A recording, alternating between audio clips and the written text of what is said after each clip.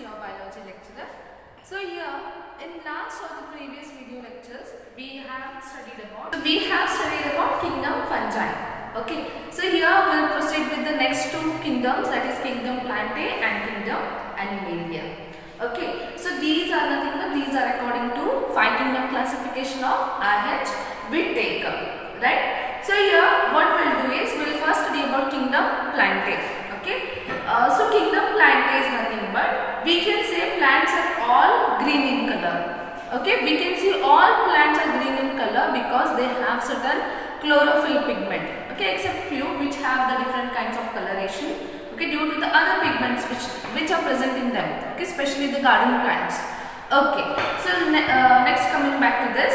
Okay, so when we just go ahead with studying of the plants, we see that these are eukaryotic and multicellular organisms. Okay, likewise I have told you eukaryotic means they consist true kind of nucleus. Okay, U is true, karyon is nucleus.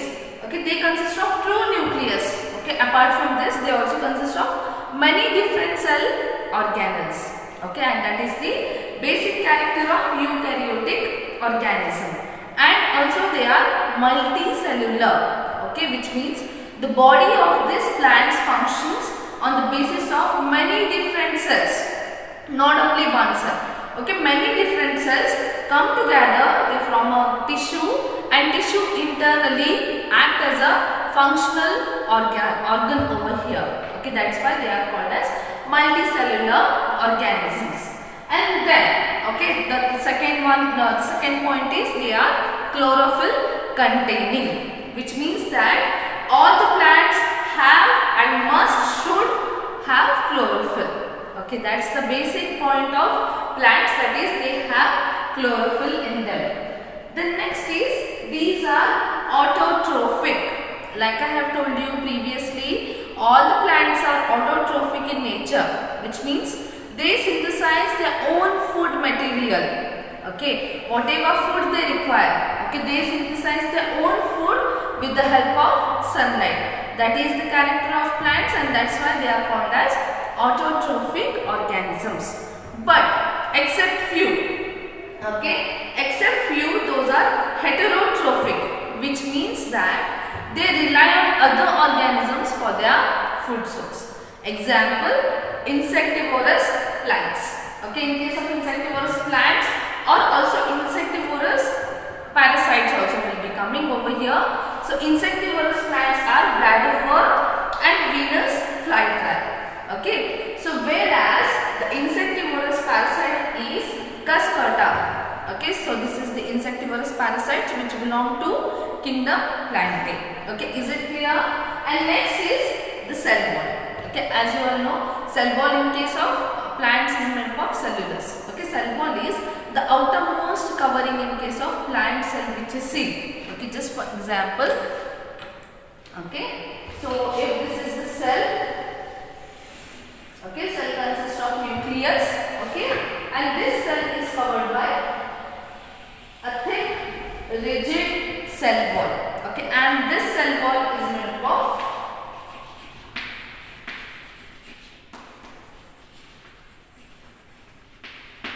cellulose. Okay, that is the cell wall composition in case of plants.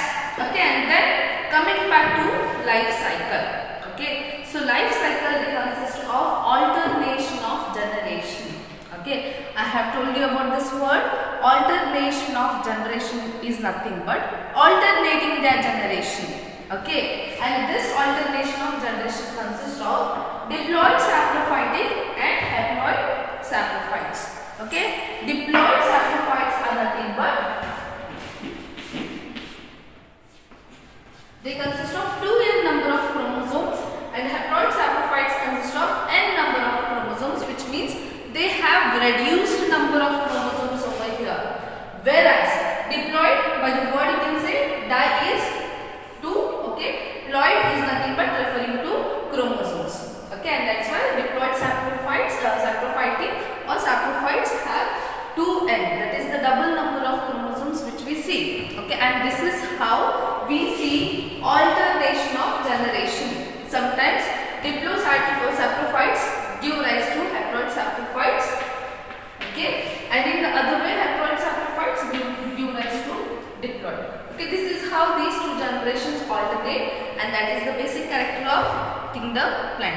Is it clear? See, I'll be dealing in just brief outline about kingdom Plantae because you will be dealing in detail about kingdom Plantae in case of chapter number 3 of your biology. Is it clear? So that's why this is the brief idea which you can have about plant. Okay. So next, coming back to kingdom Animalia. Okay. And I guess everyone knows about animals in one or the other way, right? So coming back to the characteristics of points, we can see that these are eukaryotic multicellular organisms. No doubt. Okay. So no doubt these are eukaryotic, that is consisting of true nucleus, well developed cell, okay, and also multicellular, which means more than 1, 2, 3 number of cells come together, function as the basic structure. Okay, that is the character of multicellular organisms. And next, these are heterotrophic. Abundantly, these all are heterotrophic in nature, which means they rely on other organisms for their food material. That's why they are called as heterotrophic organisms. And then obviously cell wall is absent. Okay, cell wall is seen only in case of plants and also in case of fungi. Okay, but the difference between plant and fungi cell wall is that plant cell wall is made up of it's over here. Plant cell wall is made up of cellulose, whereas the fungi cell wall is made up of chitin or different polysaccharides. Even this is a polysaccharide. Okay, but coming back to animals, we know that animals do not have any cell wall, but instead, okay, they have a cell membrane. Okay, this is cell membrane and this is nucleus. Okay, here also you can see this is cell membrane, this is nucleus, but in plants there is presence of cell wall, but here there is absence of cell wall. Okay, next is they depend on plants for the food. Obviously, all the animals depend on plants for the food in directly or indirectly. Okay, we actually rely on plants for our food source either in a direct way or in a indirect way. No doubt, all humans depend on plants in the direct way. We all require the food from plants. Okay, that is how we directly rely on them. But some of the animals, they either depend directly or indirectly in case of plants for their food material. And then digest food internally. Okay, this is also the most basic and important characters confined to the animals because we take in food and we digest our food internally, that is inside our body. None of the plants, none of the animals, okay, are seen to digest their food outside their body. Okay, have you seen or have you observed any of the animal digesting their food outside their body? No, right? Okay, so that's the basic character of animals. Okay, they digest all their food internally, that is into their body. Okay, and then reserve food material is glycogen or fats. Okay, so reserve food material is one that, just for example, you take in carbohydrate each and every day, right? So just say that you like a food which is prepared a lot. What do? You take in food a lot, right? So during that time, the food which is required by your body, okay, the glucose which is required by your body, that is utilized. But rest all glucose, it is not wasted by your body. Okay, it is converted to glycogen and it is stored into your body, okay, as a reserve food material. And on the next day, when you go for fasting, during that period, obviously, you are not having any food source. That means glucose is lacking. And in that period, this glycogen breaks down to glucose and glucose is further utilized into your body. Okay, this is how reserve food material is glycogen or fat. Is it clear? Okay. So next is mode of nutrition is holozoic. Okay, holozoic in the sense means that holo is full, complete, and zoic is organism. Okay, holo is full, zoic is organism, which means that mode of nutrition is ingesting full, complete organism. Holozoic. Okay, ingesting the food material. Okay, so So this is the mode of nutrition which you see in case of animals. Okay, then other thing is definite growth patterns. Okay, definite growth patterns in the sense means that we have certain growth patterns from childhood to adult stage. Okay, and we follow such growth patterns, and that is how we see there are definite growth patterns in case of animals. Okay, there are certain morphological stages like in case of butterfly. There is larva, there is pupa, and then comes the moth or the butterfly. Okay, and then taking the example of humans, we have different childhood stages, adolescent stage, okay, the normal childhood stage, adolescent stage, and the adult stage. Okay, this is how we have different growth patterns, and that is the basic characters of animals. Okay, and next is sensory and neuromotor mechanism. Sensory and neuromotor mechanism in the sense means that we all animals have well developed sensory system.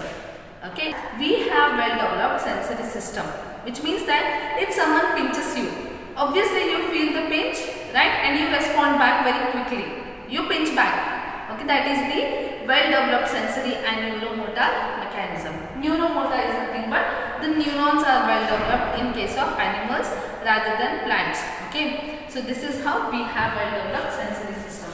And then locomotion. Okay, it is the prominent feature of all the animals because all the animals locomote. Okay, that is they move from one place to other place. This is how we see locomotion in case of animals. And then sexual reproduction is by copulation. Copulation is union of male and female in a process to form the zygote, that is called as copulation. Is it clear? So this is the brief idea of kingdom Animalia. Okay, these two kingdom, Plantae and Animalia, I have dealt with you in brief because you will be further studying about these two kingdoms in detail. That is in chapter 3 and chapter 4 respectively. Okay, chapter 3 for the plants and chapter 4 for the animals we will be dealing in detail. Okay, so this is about 5 kingdom classification by R.H. Whittaker, wherein I have dealt with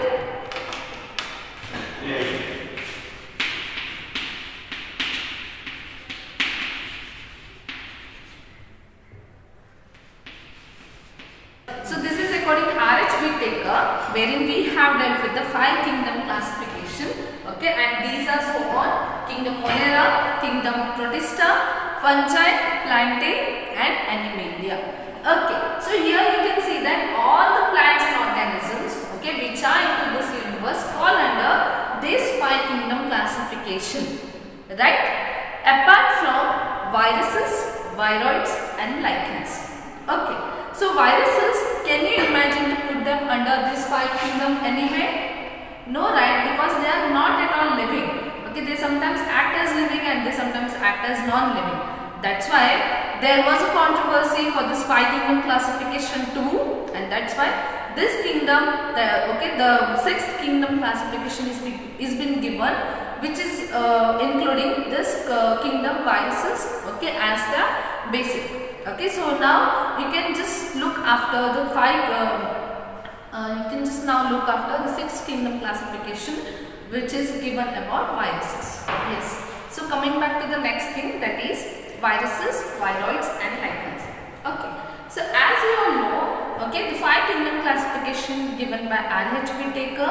Okay, according to those 5 kingdom classification, okay, entire plants and animals in this universe, we can put them under 5 kingdom classification. Okay, which are those? Kingdom Monera, Protista, fungi, Plantae, and Animalia. Okay, kingdom Monera consists of prokaryotic organisms. All the prokaryotic organisms comes under kingdom Monera. Okay, next about kingdom Protista. Okay, Protista consists of unicellular eukaryotic organisms. Unicellular eukaryotic organisms. Whereas fungi, Plantae, Animalia consist of eukaryotic multicellular organisms. But the difference from fungi and Plantae is that fungi consist of cell wall made of chitin, whereas plants consist of cell wall made up of cellulose. And the last is these are heterotrophic in nature. Is it clear? So this is about 5 kingdom classification given by R.H. Whittaker. But the problem comes over here when we have to classify or when we have to address about viruses. As you all know, everyone nowadays is at home due to the infection by the virus, that is coronavirus, which is also called as COVID-19, right? So this virus is an infectious agent. So where we can place this virus into 5 kingdom classification? There is no place at all, right? No place in the sense there is no character given for the viruses. That's why we cannot place them under 5 kingdom classification, right? There is a doubt. Where should we have to place viruses?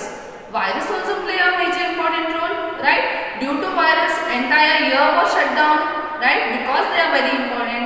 Okay, and it is necessary that we have to study about these viruses, and that's why there came a 6 kingdom classification. Okay, and this 6 kingdom classification consists of Monera, Protista, fungi, plantae, animalia, and viruses. Okay, but here for your syllabus, what you can do is you can just read the 5 kingdom classification and you can take the other part as viruses, viroids, and lichens. Is it clear? Yeah. So now we'll first look into viruses and then I'll tell you about viroids and lichens. Lichens, I guess a few things about lichens each and everyone know. Okay. So now we'll first begin with viruses. Okay. So viruses actually means that, okay, viruses meaning andre venomous or poisonous. Venom or poison. Venom athava poison ant helidre, that is the meaning of virus. Venom ಮತ್ತು poison ಅಂದ್ರೆ ಏನು? Okay, venom is something which is infectious. Okay, it is a poison which is derived from a living or a non-living cell. That is called as venom, and it is also called as poison.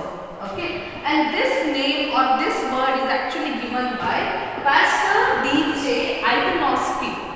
Okay, he is the one who discovered viruses in 1892. Okay, be sure that you will remember his name. Okay, Pastor D.J. Ivanovsky in 1892 he discovered viruses and he gave the name viruses, that is, which means that it is either venom or poison fluid. Okay, is it clear? So this is according to Ivanovsky. How did he come after viruses? Okay, when he was studying, he found that there was certain mosaic on the tobacco plant. Okay, mosaic, I'll show you the picture. Okay, this kind of mosaic were on the tobacco plants. He just took all those mosaic plants. Okay, ಅವ್ರು ಏನು ಮಾಡಿದ್ರು, ಆ ಮೊಸೈಕ್ನ collect ಮಾಡಿ ಅದನ್ನ ಲ್ಯಾಬೊರೇಟರಿದಾಗ ಹೋಗಿ identify ಮಾಡಿದ್ರು. ಅವಾಗ ಏನು ಅನಿಸ್ತಂದ್ರೆ, apart from all this 5 kingdom there are also certain elements called as viruses. ಆ ವೈರಸ್ನ ಅವರು ಅನಲೈಸ್ ಮಾಡಿದ್ರೆ he found different characters and I'll tell you what are the different characters. Okay, so here what he did is he just discovered mosaic disease in tobacco, and due to which he discovered there are also elements called as viruses. Okay, this is how virus name came. Okay, and apart from this, viruses are included into our day-to-day life. Okay, we get certain common colds. Okay, we see persons suffering with polio. Okay, but nowadays it has been restricted because due to polio vaccine. Okay, we see persons suffering with AIDS, that is acquired immunodeficiency syndrome. But here we can know that viruses are the one which live with us in our each and everyday life. Okay, and here the study of virus is actually called as virology. Okay, virology andre scientific study of virus is nothing but that is called as virology. Okay, the important things of virus is that these are non-living. They are not at all living. Okay, so no non-living character of viruses. Okay, and then these are acellular, which means that they are also acellular. They do not have any cell organization. Okay, which is opposite from the livings. Living are the one which have definite cell structure, which have functioning of the cell, and this cell go into the functioning of the body. Okay, this is how a living body is formed. But here these are acellular, which means they do not have any cell and which is not at all character of a living organism, right? And here instead, okay, I'll just tell you further. Okay, instead what they do, they multiply inside a living organism. Okay, they cannot multiply by own. Okay, they cannot multiply by themselves. Okay, they are non-living. That's why they cannot multiply by themselves. But what they do, they come inside the body of a living organism, either plants or animals. Whenever they come inside the body of living organism, they multiply, they double their number and get out of a body and go and infect the other person. Okay, so here developing or multiplying inside a living organism is a characteristics of living. Okay, what we basically define a living is, okay, that is the character of living. Okay, multiplying inside a cell, that is the character of living. And that's why there was a confusion whether to call viruses a living or non-living. That's why we can say that viruses are both living as well as non-living. Living just because they must multiply inside a living organism, non-living because they just cannot grow, they are just acellular, okay, and they just cannot grow apart from the help of a living organism. That's why we can see that viruses are both living as well as non-living. Okay, and then, okay, coming back to this this part, we can see that M.W. Beecher-Rennick, M.W. Beecher-Rennick in 1898, he just observed certain contagious diseases. Okay, when he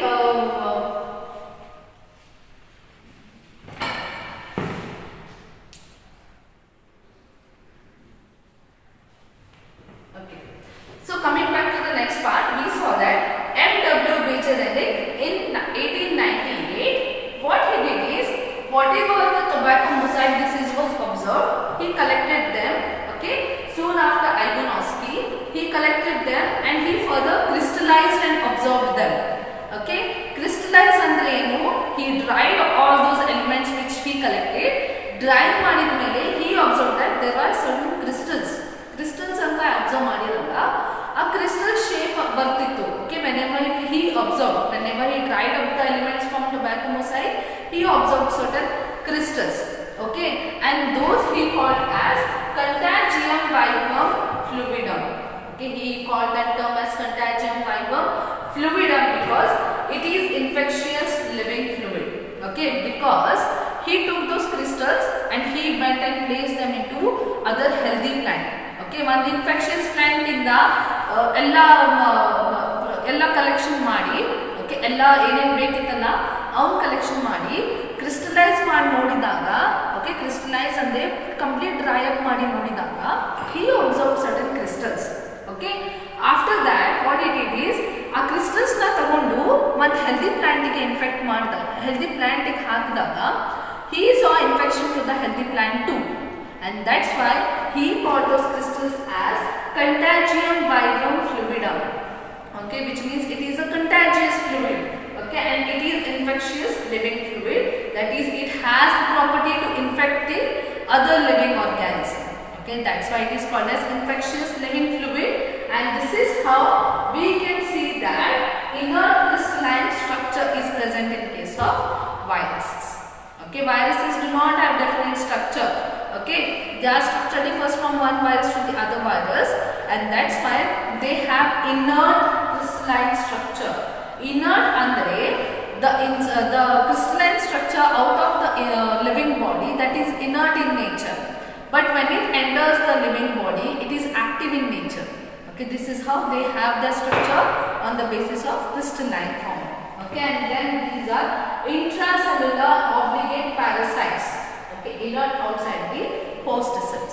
Intracellular obligate parasite andre whenever they are outside the host cell, that is, just for example, outside my body they are inactive, but whenever they get inside my body they are active. That's why we call inert obligate parasites.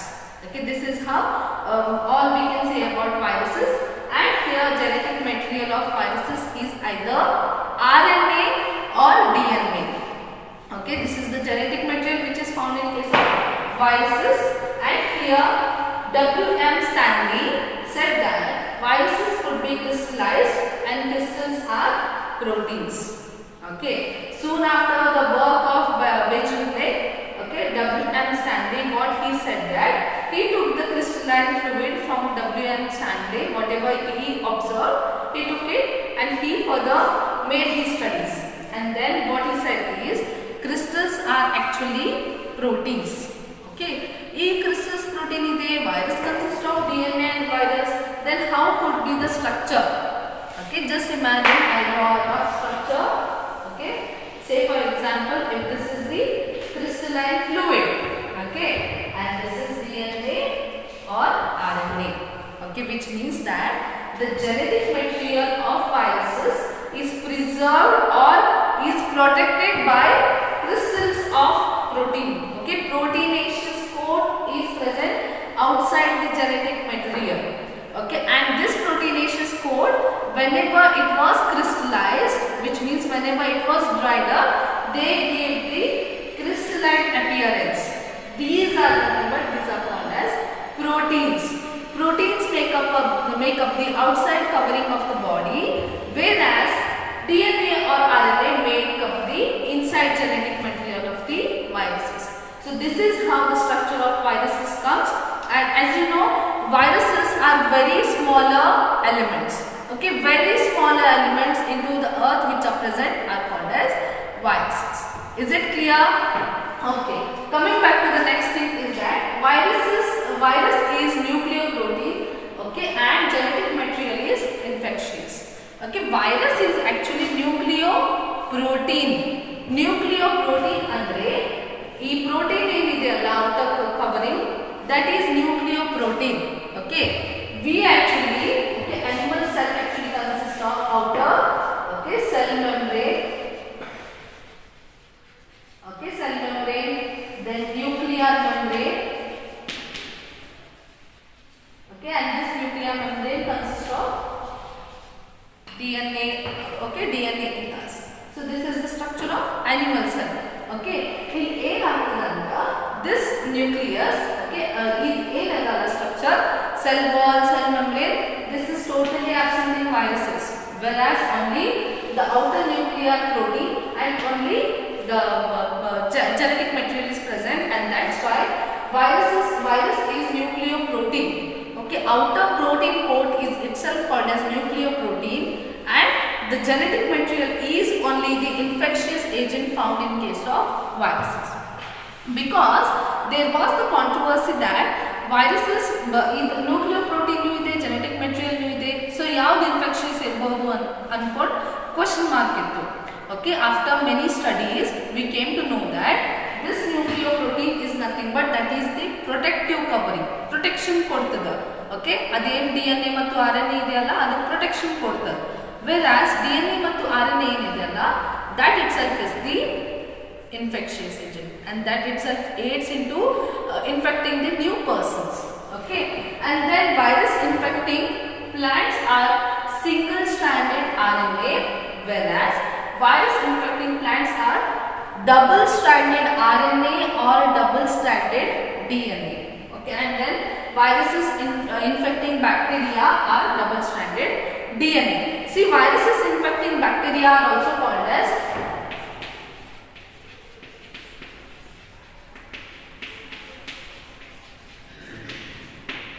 bacteriophage. Bacteriophages are the viruses which are infecting bacterial cells, and these are totally double stranded DNA. So on the basis of this we can say that viruses are either single stranded RNA or double stranded RNA or double stranded DNA or single stranded DNA. So this is how we can see there are different forms of viruses. Okay, next the protein coat.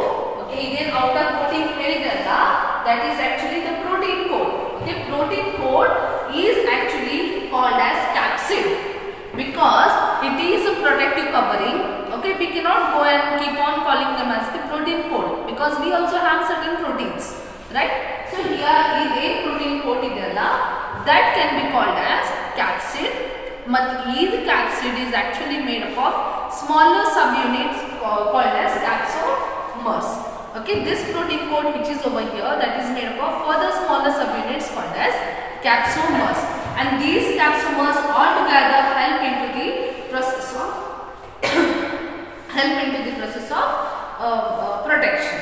Okay, and next this is all about the viruses. Next, coming back to viroids. Okay, so viroids in 1971, Theo Diner, he gave the term called as viroids. Okay, he observed viroids in potato spindle tuber disease. Okay, he found that viruses, I told you, these are smaller components. Okay, smaller components, viruses kinanu agdi smaller components were called as viroids. Okay, viroids are nothing but these are only free RNAs. Okay, only RNA is present. There is no protein code. Okay, there is no protein code. Okay, there is no such protein code which you see. Instead of that, there is the presence of free RNA only. Okay, and this free RNA which is over here, that is very beneficial to give the infection to the other individuals. This is how we can say those are viroids. Okay, viruses are the one which consist of DNA or RNA as well as a protective protein code called as capsid. Whereas viroids are the ones which consist of only RNA. There is absence of all this protective layer. Only RNA is present, and this RNA is helpful to infect the other individuals, and that's why we can call them as viroids. Okay, these are much smaller components rather than viruses. Okay, is it clear? Okay, so next, coming back to lichens. Okay, so lichens are the one which everyone know, which you all previously I have told you about lichens. So lichens are nothing but here we see symbiotic relationship between fungal and an algal component. Okay, symbiotic relationship andre both are in mutual relationship. Neenu nange idu benefit kodre, nanu namge idu benefit kodtene. Okay, this is how symbiotic relationship is seen. Okay, both are benefited over here, and these both are nothing but fungal and algal. Okay, so here in case of lichens, the fungal component is called as mycobiont, which is an heterotroph, whereas the algal component is phycobiont, which is an autotroph. Okay, here algal component goes on synthesizing the food, whereas fungal component goes on getting the food from algal component and instead give the protection for the algal blooms, give the shade to the algal blooms so that they can grow into the warm climatic conditions too. That's why what they do is they grow a symbiotic or the mutual relationship wherein both are benefited. Okay, and here basically we can see that these lichens are always pollution indicators, because these never grow into the area where there is pollution. Okay, whenever we see the soil is polluted or the water is polluted, the lichens never grow over there. Instead, they grow on the place where pollution is not at all present. Okay, they require a clean, free space so that they can grow in a mutual relationship. Okay, so this is all about lichens. So in this video, you can see, I guess you have studied about plants, animals, viruses, viroids and lichens. Okay, so this is the end.